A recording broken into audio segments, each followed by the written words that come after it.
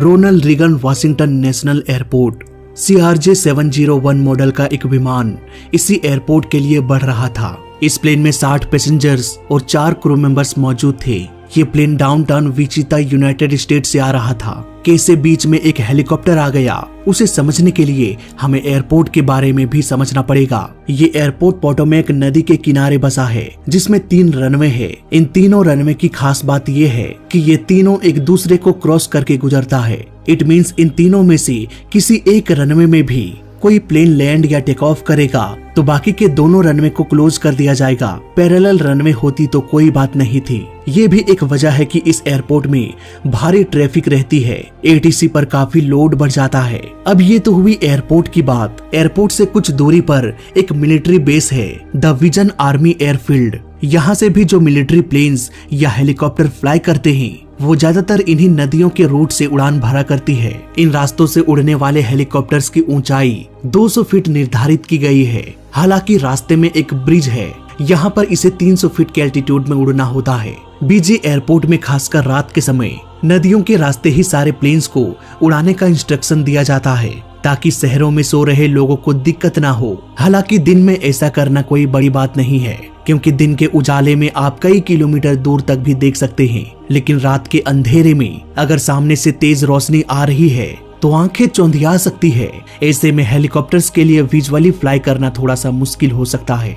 अब यहाँ पर पूरा सीन को समझने के बाद वापस से आते हैं प्लेन के पास। प्लेन अपने एल्टीट्यूड को डाउन करते हुए रनवे 1 से अलाइन होने लगा। ठीक उसी वक्त मिलिट्री हेलीकॉप्टर एयरपोर्ट की ओर बढ़ रहा था। अभी तक इन दोनों को एक दूसरे से कोई भी खतरा नहीं था, लेकिन ATC ने कह दिया कि आप सब रनवे 1 पर नहीं बल्कि रनवे 33 पर लैंड करें। अब रनवे 33 पर गौर करें तो इस रनवे का साइज थोड़ा छोटा भी है और ये प्लेन के सीध में भी नहीं था। इट मीन्स अब इस प्लेन को फिर से मोड़ना था और फिर से रनवे 33 से अलाइन करना था। अब प्लेन रनवे 1 को छोड़कर रनवे 33 के लिए निकल गया।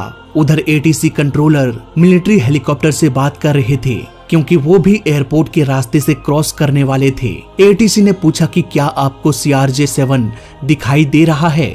मिलिट्री हेलीकॉप्टर ने कंफर्म किया कि हमें दिखाई दे रहा है, कुछ देर में हम क्रॉस कर जाएंगे। यहाँ पर ATC ने मिलिट्री वालों से ऐसा कुछ कहा नहीं कि आप 50-100 फीट नीचे चले जाइए या ऊपर चले जाइए। उन्होंने विजुअल डिस्टेंस बनाने को कहा, मतलब कि अगर प्लेन दिखाई दे रहा है तो उसे देख लो और थोड़ा साइड हो जाओ। आगे पीछे ऊपर नीचे जिधर भी जाना है देख के साइड हो जाना। पर दोस्तों ऐसा हुआ नहीं। ये दोनों एक दूसरे को क्रॉस करने के बजाय एक ही समय पर एक ही लोकेशन पर आ गया।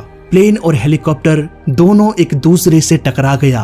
आई विटनेस का कहना था कि हेलीकॉप्टर ने प्लेन को बीच से तोड़कर 2 टुकड़ों में बांट दिया। रेस्क्यू टीम जिंदा बचे लोगों की तलाश में जुट गए, पर रात भर छान मारने के बाद भी कोई भी जीवित इंसान नहीं मिला। प्लेन में सवार सभी 64 लोग मारे गए, जिनमें से 27 लोगों की कंफर्म मौत हो चुकी है और 37 लोगों की तलाश जारी है। वहीं हेलीकॉप्टर में 3 लोग सवार थे, एक की बॉडी मिल चुकी है, बाकी के 2 अभी भी लापता है। इतने भयंकर हादसे को देखकर लगता नहीं है कि मिसिंग लोगों में से कोई जिंदा मिल जाए। खैर अब बात करते हैं इन्वेस्टिगेशन की। दोस्तों 2 प्लेन आपस में ना टकरा जाए, इसके लिए प्लेन्स में ट्रैफिक कोलिजन अवॉइडेंस सिस्टम होता है, लेकिन इस TCAS सिस्टम को टेक ऑफ और लैंडिंग के दौरान ऑफ रखा जाता है, क्योंकि इस दौरान एयरपोर्ट में बहुत सारे प्लेन्स मौजूद होते हैं। प्लेन का सेंसर सेंस कर लेगा और बार बार कॉकपिट में अलार्म बजाता रहेगा कि ट्रैफिक ट्रैफिक ट्रैफिक। इसलिए जब प्लेन्स 1000 फीट से नीचे आ जाता है तब ये ट्रैफिक कोलिजन अवॉइडेंस सिस्टम और दोनों प्लेन के पायलट पर ही छोड़ देता है। ऐसे में अगर 2 प्लेन एक रास्ते में आ जाए तो पूरी रिस्पॉन्सिबिलिटी दोनों पायलट और ATC के बीच आ जाती है। ATC का काम होता है दोनों प्लेन्स को एक दूसरे से दूर रखना, लेकिन इस केस में ऐसा कुछ हुआ नहीं। इस हादसे में क्या पॉसिबिलिटीज हो सकती है, क्या क्या गलतियां हो सकती है, आइए सब कुछ डिस्कस करते हैं। एयरपोर्ट में लगे ADSP रेडार डाटा से कब कहां कौन सा प्लेन एयरपोर्ट के पास आ रहा है या एयरपोर्ट से दूर जा रहा है, सारी जानकारी ATC को मिलती रहती है। यहाँ तक कि अगर कोई गाड़ी भी एयरपोर्ट के कहीं आसपास भी खड़ी है तो वो ATC के नजरों से छुप नहीं सकता। ATC अपने टावर से ही देख सकता है कि कौन सी गाड़ी है, गाड़ी का नंबर क्या है और उस गाड़ी का ड्राइवर कौन है। सोच सकते हो इतना पावर होता है ATC के पास। एटीसी ये सब कुछ तभी ट्रैक कर सकता है जब उन सभी में ट्रांसपोंडर लगा हुआ हो और वो ऑन भी हो। वैसे तो सारे ट्रांसपोंडर हमेशा ऑन ही रहता है, लेकिन यहाँ पर कहानी में एक नया ट्विस्ट आ जाता है जब यहाँ से मिलिट्री वाले गुजरते हैं। इन्हें कोई मतलब नहीं होता एयरपोर्ट वालों से। इनके कई सारे प्लेन्स में तो ट्रांसपोंडर भी नहीं होता। ऐसे में बेचारे एटीसी को ये पता भी नहीं चल पाता कि मिलिट्री प्लेन आ रहा है कि जा रहा है। अगर ये एयरपोर्ट के आसपास है तो कहाँ पर है। उन्हें सिर्फ रेडियो कॉल करके पूछने के बाद ही पता चलता है कि कोई मिलिट्री का प्लेन है, उसका ये लोकेशन है। अब इस रेडियो कॉल में भी बहुत सारा झोल है। झोल ये है कि ये जो फ्रीक्वेंसी में बात करते हैं वो कोई और नहीं सुन सकता। सिक्योरिटी के नाम पर ये अपने रेडियो फ्रीक्वेंसी को भी पब्लिक नहीं करते। इससे दिक्कत क्या होती है?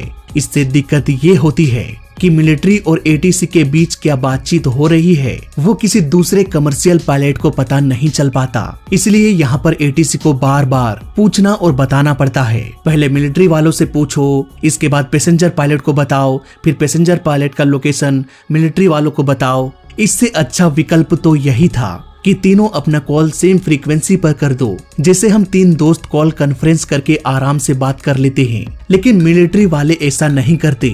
इस हादसे में पैसेंजर प्लेन के पायलट को पता नहीं था कि रास्ते से कोई हेलीकॉप्टर आ रहा है, जबकि एटीसी ने मिलिट्री हेलीकॉप्टर के पायलट को पहले ही ये बता दिया था कि सीआरजे प्लेन आपके रास्ते से गुजरेगा। अगर ये तीनों एक ही रेडियो कॉल से कनेक्टेड होते तो एक दूसरे को आसानी से सुन पाते और बेटर डिसीजन ले पाते, लेकिन ऐसा हुआ नहीं। हेलीकॉप्टर के पायलट ने तो ये कह दिया कि हम सीआरजे को क्रॉस करने वाले हैं, लेकिन ऐसा असल में था नहीं, क्योंकि वो सीआरजे को क्रॉस नहीं कर रहे थे बल्कि सीआरजे की तरफ जा रहे थे।